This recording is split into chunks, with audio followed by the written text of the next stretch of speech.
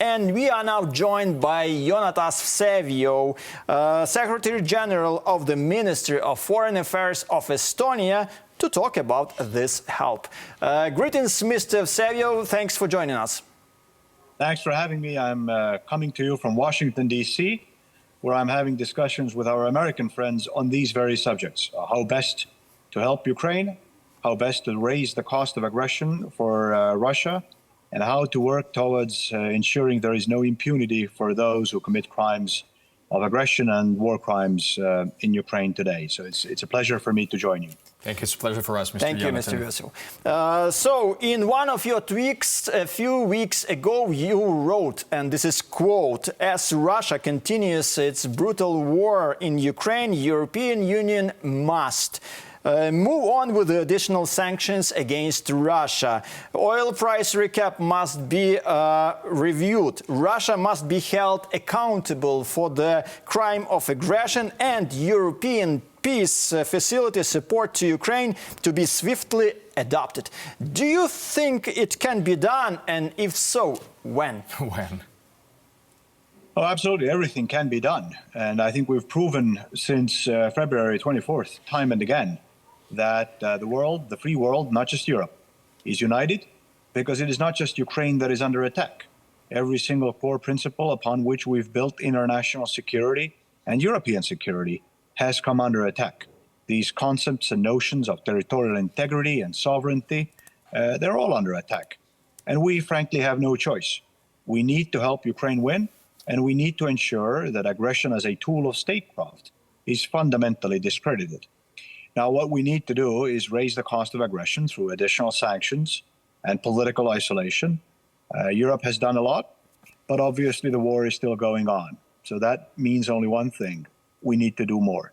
And Estonia will continuously push for additional measures. We will also work to ensure that the sanctions that have been adopted are actually implemented, which is at least as important as adding new sanctions. We need to continue helping Ukraine. Militarily, there should be no taboos when it comes to weapon systems that are supplied to Ukraine. If our military experts deem certain weapon systems necessary, and if we have them, then we should help Ukrainian armed forces with everything we possibly can. It means economic assistance, development assistance, and also political assistance, so that the Ukrainian people knew that the free world is fully behind them. We are. It's just important that everybody understands that this is not a position we will change. We are in for the long haul, for as long as it takes. And finally, it's so important to ensure accountability. We are those who represent a rules-based world order. The most basic of these rules is that you cannot legally invade your neighbor. You cannot chump parts of its territory away. You cannot initiate aggression. These are illegal acts. We need to condemn them. We have condemned them. But we also need to ensure that there is a legal proceeding that we establish that eventually brings those responsible for these crimes to justice. This is not easily accomplished. None of these things is easy. But as the Ukrainian people know better than we do, war isn't easy, but that is no excuse for not striving for those goals. And we in Estonia, we at least intend to do everything that we can to ensure more sanctions, more assistance to Ukraine, and accountability for those responsible for crimes. Yes, thank you. Yeah, and Russia should be punished for all the crimes it conducted during this brutal war. So Estonia provides us with lots of weapons, and we are so grateful for this. But at the same time, Estonian government also plans to first seize Russian assets and then give Ukraine all the money. So how Estonia sets an example for the West in this?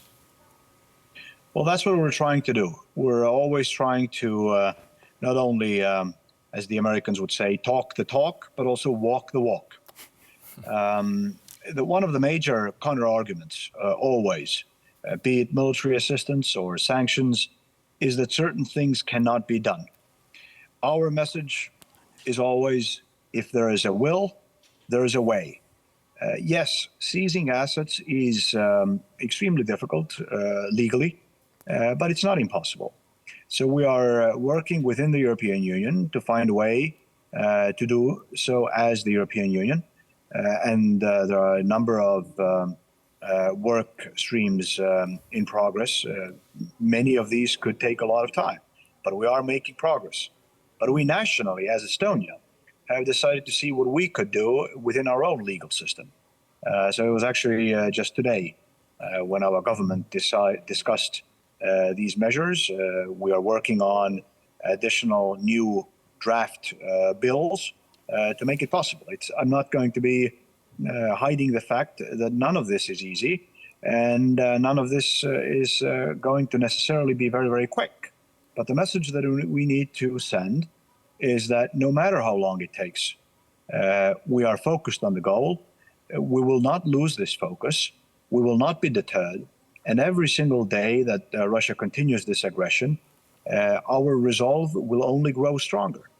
When some in Moscow expected, before February 24th of last year, expected for the West to implement sanctions, but do it only symbolically and like temporarily, then everything that we do today needs to send a message that that analysis was wrong, is wrong, that the opposite is true.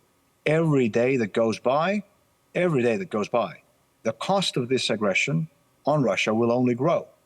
This is not aimed at hurting Russia. This is aimed at ending aggression and restoring peace and stability in Europe that can only stand on Ukraine regaining full territorial integrity and sovereignty within its internationally recognized borders. That is our only goal. And it needs to be clear that we will not tire. We will not accept a plateau. We will not pause our activities. No, to the contrary. This war needs to end. And the way to end this war, the solution, the formula is as simple as it can ever be. Russia needs to pull its troops out. Pull them out. Mr. Vseviov, Estonian government, as far as I understand, requested from the Germany permission to give us cluster munitions. Did you receive that permission? Well, I cannot discuss initiatives that are taking place between allies publicly in detail, but I can assure you that we are continuously working on all aspects of our policy that I laid out earlier, military assistance being one of them. We have given a lot ourselves. We are constantly discussing with allies things that we could additionally do. It is very, very important for us to maintain our unity, but also very important to make continuous progress on the weapon systems that are provided, because obviously, as you know better than we do, Ukraine needs a lot. Just recently, the Prime Minister of Estonia, Kaja Kallas, said that your country will not be able to help new Ukrainian refugees as before if their number increases sharply. Is this still the case? Is this case still on the table?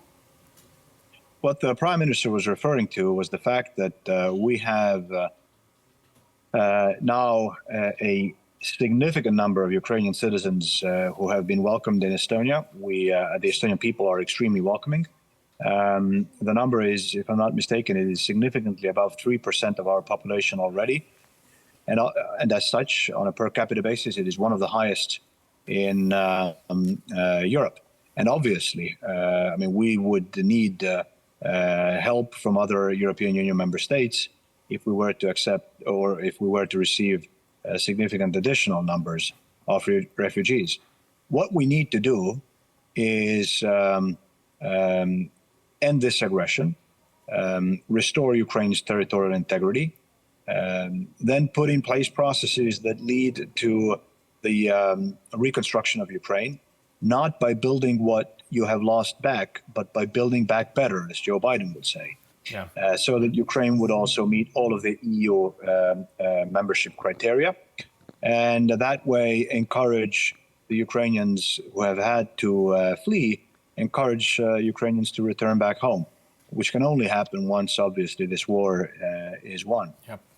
Thank you very much, Mr. Vseviov, for joining us today and for your insight. This was Jonatan Vseviov, Secretary General of the Ministry of Foreign Affairs of Estonia. Thanks for watching our YouTube channel. Latest news, trends, and analytics on all about Ukraine. Like, share, and subscribe. Any questions, proposals, and comments? Contact us via email.